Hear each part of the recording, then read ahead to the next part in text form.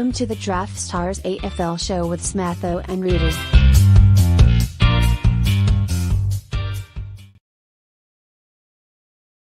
Well, hello everyone. Welcome to the Draftstars AFL show for round 5. Lions vs Magpies. I'm Smatho. I'm here from Draftstars, Australia's #1 daily fantasy site for your AFL Daily Fantasy, and making his long-awaited return back to the airwaves, back to the stream. DFR's own Roody at his new location after a couple of weeks in the wilderness, being homeless. Good to have you back, mate. Thanks for joining the stream, mate.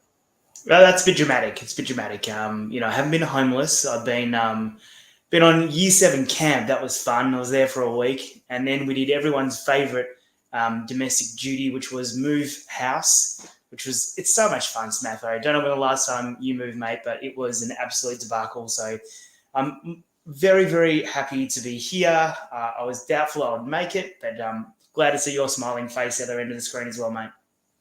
It's great to see that you're now in your 4th investment property. So it's good to see that you are trying to making sure that your ducks and drakes in a row. These teachers, mate, they pay us way too much. I've been saying for years they pay us way too much. Well, welcome back to the stream. We're looking forward to talking about some footy. It's been a big week for Draftstars. Obviously, you missed out the big announcement last week that the $500,000 live final is back, and it's 210 tickets. Big event coming up this year, and as every week for the live final, the shout-outs are back. So let me bring up Roody, the guys who won tickets last week. A remarkable 14 tickets were given away in the first week. So some of the who's of the DFS community here in Australia, and obviously some of the guys who are punching above their weight, who have stamped their ticket to the gold to the live final there. Procession, JK, Chris Eddy, you name it. 3,000 Brindo, 3,000. He's locked away, good to go. So that's just the initial tickets there. We've got a fair few more to go. So every week on the Draftstar show, we'll give you a little shout out. Congratulations on making the golden ticket event there for us. Now, Roody, let's talk about the upcoming game, which is obviously the Lions and the Magpies, which is a $90,000 contest here on Draftstars.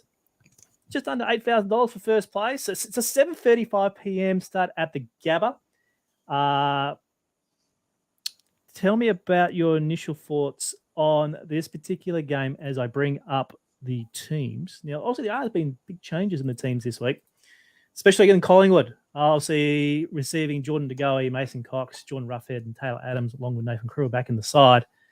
Whereas the Lions are debuting a bloke named Kai Lohman, and the Big O is back for the Lions as well. So, team changes, overall fantasy strategy straight away, mate. We're not mucking around tonight. No, so obviously it's, team changes. Let's do those first for the Pies, because obviously there are a few important things to note for the fantasy world, and that is the inclusion of Taylor Adams and Jordan De Goey, who Taylor Adams, of course, will come straight back into the midfield. We've seen that a couple of people coming back from COVID have been a little bit, subpar.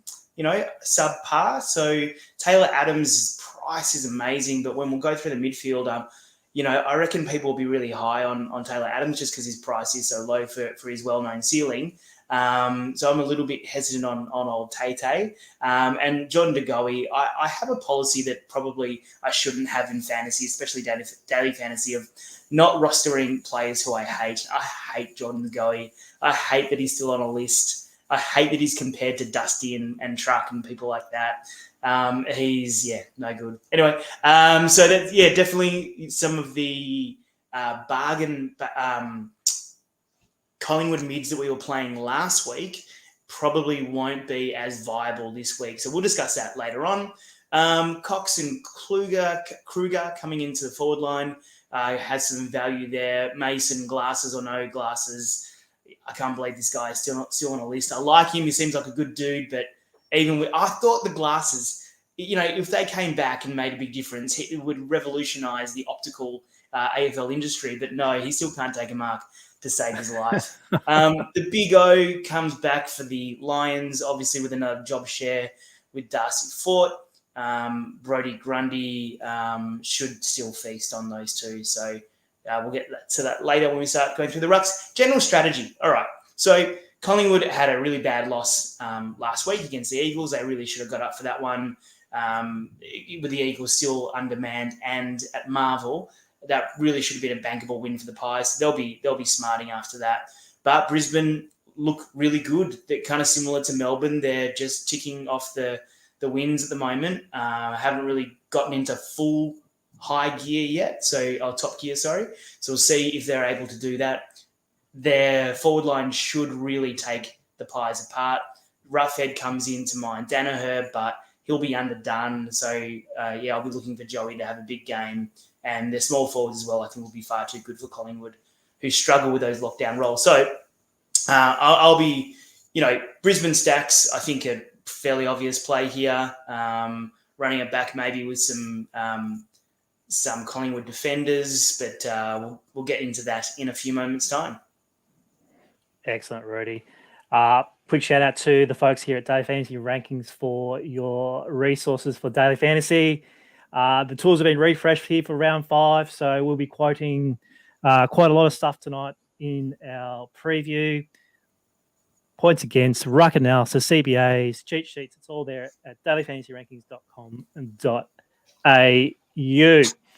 All right, let's have a look at this particular game. Let me bring up the Draftstars Lobby so we can look at some salaries and some particular plays for this particular match on Thursday night. Lions versus Magpies, $90,000. Always start here with the rucks, and obviously the 4 options are available this week. Brody Grundy here at 13,350 leads the ruckman here with big Oscar McInerney back in the side at 11,550. Darcy Ford, who's been replaced back in early last week, he's there at 10,770. And then obviously Mason Cox, who is actually ruck available this week. He's only at the $6,630 mark. So Grundy's 124, can't be ignored from last week. It seemed that he had fantasy-wise, looks okay, like a 99-96. You can just have to say they were 100-point scores, but it's going to be pretty hard to get away from that salary at 13,300. Yeah, definitely. It's almost as simple as plug and play and move on for me. It's going to be one of those slates where Darcy Fort lineup ends up winning. You just can tell. But, Grundy is like, I said this into a chat group the other day that Nick Dacos is more expensive than Brody Grundy. I mean, what is that? I know Dacos has been great, but Grundy, he's still Grundy. He got a bit of a free ride late last week against the Eagles. But, yeah, he's my number one. And although I just rubbish Mason Cox, Smatho, you might be surprised to say that I really want to try and avoid the other chalk. So Lohman and Kruger, I think, will be quite popular pay down options in the forward line. So if you, I just said that Cox is terrible, right? And I stand by that. But he is still 6.6. So let's say he gets maybe a couple of marks and a couple of goals and gets you a 50 or something. That's not terrible if you, A, avoid the other chalk that sucks, if it does end up sucking, and B, if you use your money wisely elsewhere. So not ruling him completely out, but Grundy for me, just, 75% surely he will be tomorrow night. He's very durable. He's not injury prone. Look, I mean, Oscar and Darcy, are serviceable. And obviously, if you want to jam in another premium mid, saving 3,000, that's a bit of a risk, but you never know. I've got a comment here from Elliot here, Rudy, asking he might be a grub, but he can play when he feels like it. Now, obviously, you refer to a couple of grubs just then, but yes. Of course, we've got biases everywhere when we play fantasy. There are people that you just refuse to play, but sometimes you just have to suck it up, and he might win you, prizes in the end. Obviously, yeah, exactly, and that's what I made the point before about DeGoey. I hate playing him. I hate playing Stringer. Just people who I just don't like. But you got to get rid of that stuff when you play fantasy, especially DFS. You can't. You got to go into it just crystal clear and just have some kind of game theory rather than going on plays that you like. That's just a dumb way to play. Yeah. All right, let's move on to the defense. Now, according to DFR, the old points against there, some early trends show that the Pies are actually not a bad team to target against fantasy players, but when you're targeting Lions opposition, they're actually pretty stingy. I think they're like 17th in the league for opposition fantasy back scoring. So if you have that in mind, thinking, okay, I might just play Lions players, there's not many to really choose from. And that's kind of the theme when you play Brisbane teams, that you get rich and you might get Zorko and that's it. But look at those Pies options there. Dacos, Crisp, Maynard, Pendlebury, Howe. With no Noble this week, he got admitted. So, where does Noble's role go to? So you might have to buck the trend here, what the data says. Yeah, it's going to be interesting to see how they line up. Interestingly, Pendlebury was named back on the halfback flank this week with Taylor Adams and DeGoey coming in. So does that push Pendlebury? He started off there in the first couple of weeks on the flank, pushing mid a bit, but then the last 2 weeks he's been more mid pushing flank. So I reckon we see Pendlebury across the flank a bit more with Dacos and the key defenders. So Quainer probably would be a low-owned option to pick up some of Noble's stats. But let's be honest, it's not like, Noble has popped up for a couple of okay games, but it's not like he's a dead set superstar who's going to give us, someone's going to get 30 possessions. He doesn't take kickouts or anything like that. So, it's kind of like a false thing that we're looking for here, the who gets the Noble role. Well, there is no real Noble role. He probably, if anything, pushes more mid than any of those other guys apart from Pendlebury. So I'd say Pendle's probably more than anything, and also Dacos. Crisp, I think the days of him being a defender are just gone. Like he needs to be a full-time mid. Draftstars might change that one soon.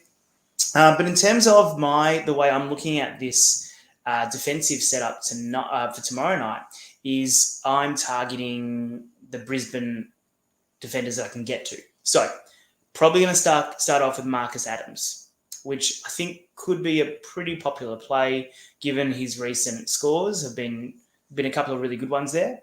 But the reason being, Smatho, is that Collingwood don't have key forwards. So I know Cox and Kruger have been put in this week, but as I said, they're both not great, So I reckon they're just going to bomb it in, or their disposal inside 50 won't be good, and that'll just let people like Adams just mop up all of these cheap possessions. So Adams and Harris Andrews, I reckon, is one of my GPP partnerships. Andrews, a couple of years ago, he was pulling in some regular 80s, but that last year he was terrible fantasy-wise. He did pop up for a decent game last week. So an Adams-Harris-Andrews pairing, I reckon, would be quite unique. Not groundbreaking 1% stuff, but will allow you to get a bit unique in your lineups there.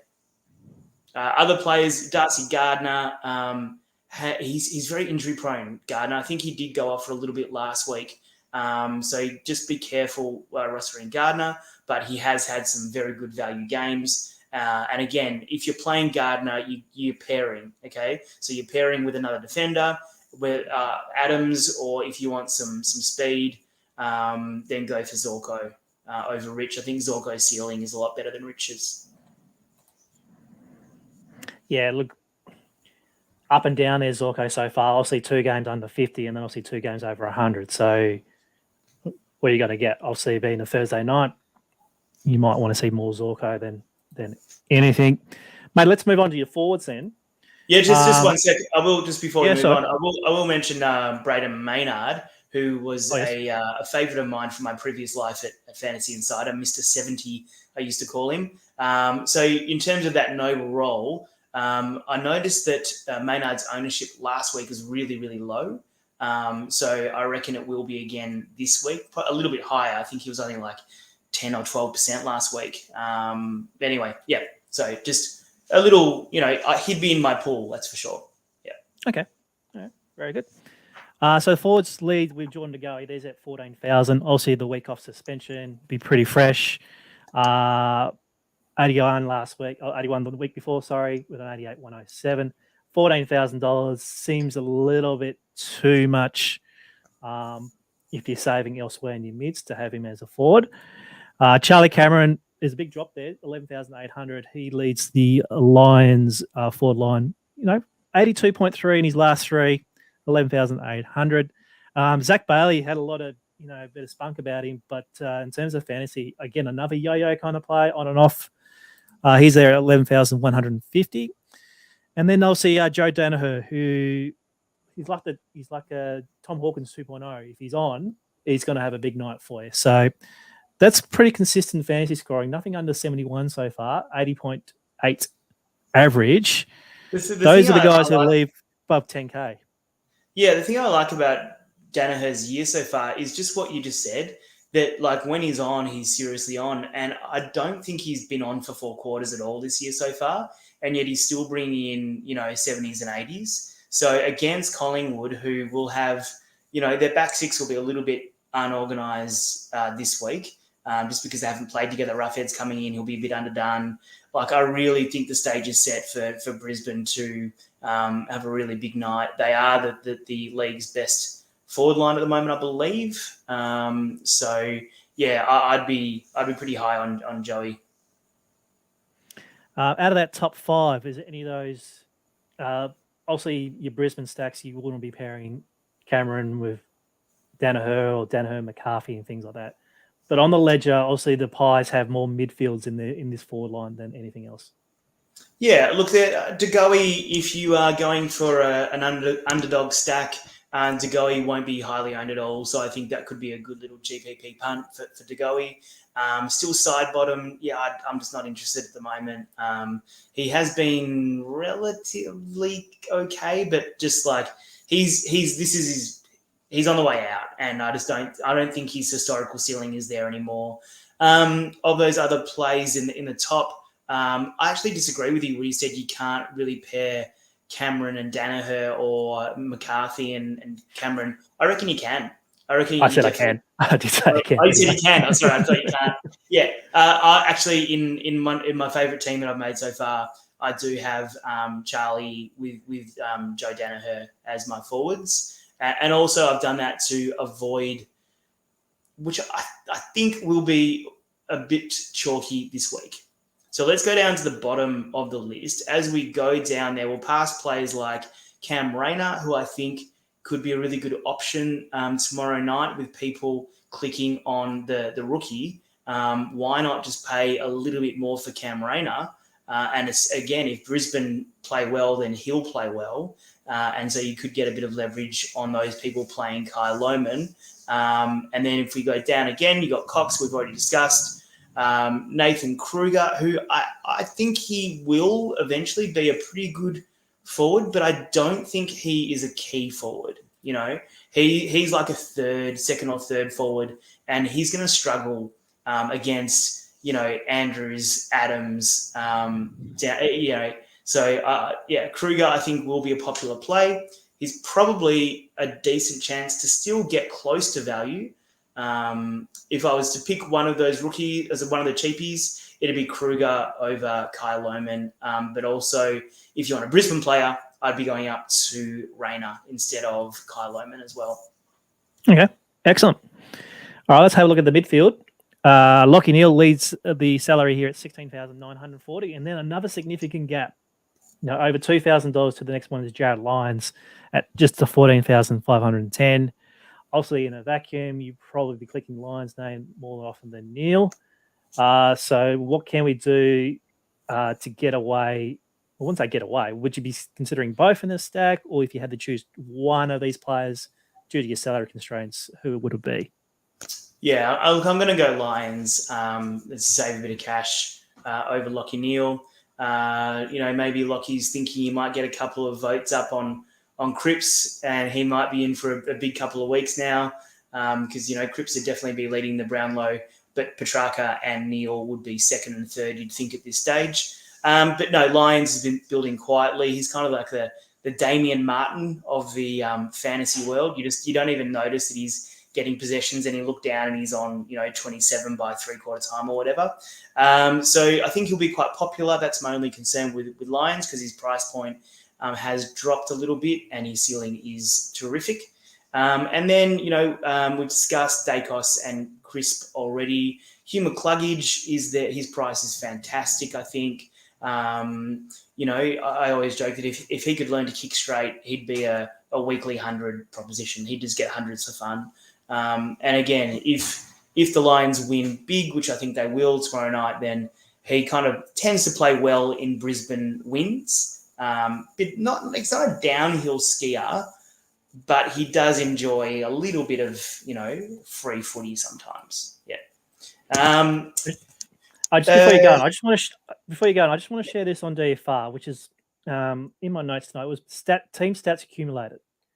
I'm not sure you want to read in in a small sample size, but as you can see here, Brisbane middle of the table for a stats accumulator, around 349 per game, but they are kind of around the top at uncontested marks, averaging 91 at the moment. Where you think the Pies historically are a very uncontested mark team, they're only averaging just a lazy 74 at the moment, but obviously more accumulation of possessions at 374. Would you be thinking, these uncontested marks, see if I can correlate midfielders back to midfielders so they can get on chains or kick mark? Yeah, I mean, it's really interesting. Correlation is one of those things that I know a lot of people in the DVS community spend time trying to link things together. And I think that sometimes, frustratingly so, there's a lot of lack of correlation in AFL, So the temptation can be, like I just said, stacking Adams with Andrews. What if Gardner happens to be that switch player on that particular night, I think that the American sports really lend themselves well to that kind of analysis, the correlation of, QBs with wide receivers and stuff like that. And defense against, all the DVP kind of stuff. But for me, you're making huge assumptions. You're making huge assumptions in footy, that Zorko will kick to maybe McCluggage on a wing, who will then kick, like you're assuming who they're going to kick to. And I just don't think that in a game that's as chaotic as Aussie rules, that correlation exists as much as we want it to. Getting a bit philosophical on you tonight, Smatho. No, I thought I'd just lob that in because, I do see that sometimes. You're thinking, okay, I've got to find guys who can kick to each other, and then you can strain by positions and you can strain by salary and things like that, and you end up just getting away from that when you're building your team. So, look, it's one to look out for, and I'm sure that the real smarter players in the industry makes sense when you look at the teams at the end of the game. You think, okay, I also think. Sorry to cut you off. I also think that there's a lot to be said for just hashtag play the best players. Play the players who you think can score the highest in a team that makes sense when you look at it. I can't remember which team it was that I looked at the other week that won a GPP, and I was like, that had no right to win. Like, it was just apologies to whoever it was. I don't want to offend anyone, but it was a pretty ugly team. And sometimes you do need to get really unique to win. But sometimes there's a lot to be said for just trying to find those guys who you think will have a higher ceiling. When you've got decisions to make, maybe go for the guy who's slightly more expensive because the field will take the guy who's cheaper. Just smart DFS moves like that I say smart moves. I rarely make them myself because I'm not a smart player. I reckon you're looking at one of the golden ticket winning lineups last week, because that's how you get different. That's how you can win these kind of things when you've only got one ticket in one contest. Sometimes hashtag best plays, but in a jumble kind of way, kind of works. Anyway, we're digressing. We're getting into we are. All right, so Josh Dacos, I want to ask you about him because obviously his brother Nick, fantastic player, 13,760. That's awesome, but that's not a bad price at 12,000 for a guy who literally hit 107 last week and obviously had 97 there back in March as well. It screams value if you can hit those high 90s, 100s. Yeah, I suppose it just depends on how you think the game's going to be played. Josh Dacos is a true winger who does push. I wouldn't call him a defensive winger. It's probably more of an attacking winger. but he is capable of high scores, and definitely this is someone who can junk up those kick marks. So if you are looking to try and correlate, to search for the correlation, then Josh Dacos should be someone that you target for that reason. And if Collingwood try to keep possession a little bit more tomorrow night, I mean, it looks like that McRae is, moving away from Buckley's play wide, keep possession kind of game. They are trying to play a bit faster, but the way to beat Brisbane is to control the ball. So maybe, Josh Dacos, there is a lot of sense for making... I think that if you are playing a Collingwood heavy team, that Josh Dacos should be in there, arguably before Nick at 13,000. Yep, I have to agree for that here. Looking below the 12K options, Jared Berry, 11,120. Very consistent, probably kind of double up head-to-head kind of play there if you're going to get that same output. Lipinski is an interesting one as well. Obviously, his price has come up from the start of the season, 10,790. Still seems a bit cheap. I think that's the popular casual play per se, where you're like, okay, Leo Lipinski's getting cheap price and he's still getting a lot of possessions. Yeah, Lipinski will be interesting. With Taylor Adams coming back in, he might lose a few CBAs, but don't forget they also like to give Jamie Elliott a little bit of time in the midfield as well. So perhaps Lipinski's midfield time won't be as severely impacted as we think it could be. So I think Lipinski is definitely still in play, and he flashed his ceiling in week one. So I think he's still definitely in play.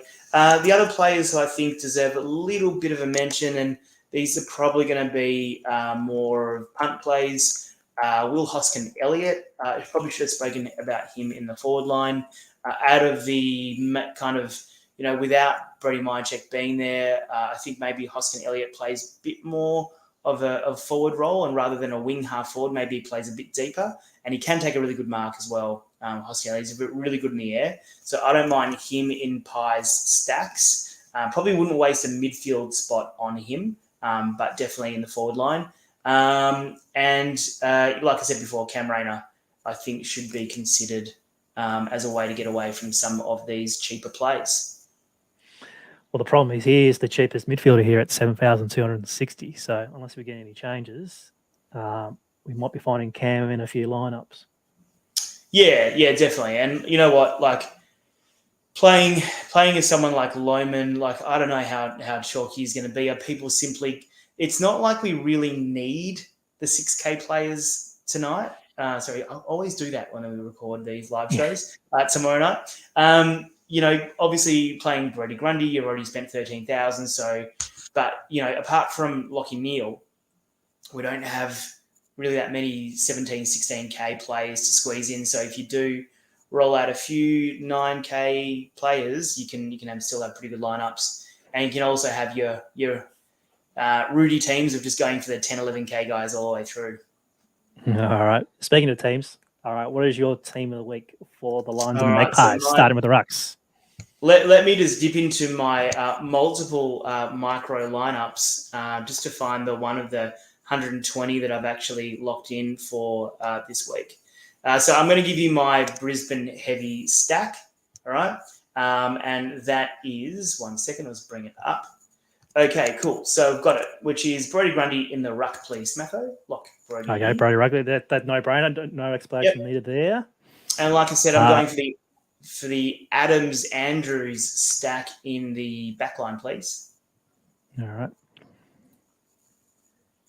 There we go. So, good correlation. Obviously, bucks the trend of fantasy points against the Pies, avoiding that.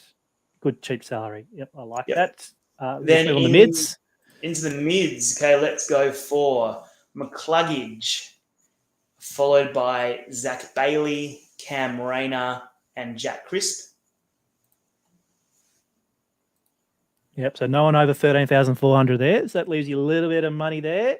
Yeah, and we're gonna go mid-table with Joe Danaher and Charlie Cameron in the forward line. Yep, so you're expecting a very good win tomorrow night. So there you go. There's Roody's team of the week. A very Brisbane line flavoured, especially in the forwards and the backs. With a bit of Brody Grundy on the side there. So make sure you get your screenshots there, ready to go. But good luck for those entering this week on the Thursday night footy. Now, Rudy, we're back next week, but we got an extra day. No more Thursday night. We're back into the Friday night stuff. So you'll be able to find the Draftstars AFL show next Thursday evening from 8:30 live stream. If not, if you are watching the replay or listening to the podcast, you've got plenty of time to enter your Draftstars lineups. We'll be back. I'll see you next Thursday. Make sure you have a nice like on the way out. Any last thoughts before we leave, Rudy? It's been a couple of weeks. You've done well to come back in just obviously new house, new investment, new pool. Final thoughts before we wrap up the show. No, I'm just happy. I'm looking at the timer in the corner there, mate. And for the first time after 2 tries, I've kept it to half an hour. So I'm very, very proud of that. Thank you for wrapping me up when I need to be wrapped up. But no, I'm really excited about the live final. I think that it's really like I haven't been lucky enough to have a ticket so far in the couple of live finals. I've just been a +1. But it's such a good event. You know, this community exists online. You know, we think we know each other, but we don't. And getting together is really fun. You know, it's just a great opportunity just to chat to people who you kind of think you know and have some fun and down some beers and looking forward to that, even if I am just a +1. Well, we'll see. We've got plenty of time. 210 tickets. Let's see if we can get you to the final. All right. Thank you, Ben. Thank you for your contributions. Good luck in your contests on Draftstar. Make sure you get the Daily Fantasy rankings for the previews, the data tools, the cheat sheets. It's all there. And make sure you get the draftstars.com.au. We'll catch you next time on the Draftstars AFL show. We'll catch you soon. Cheers.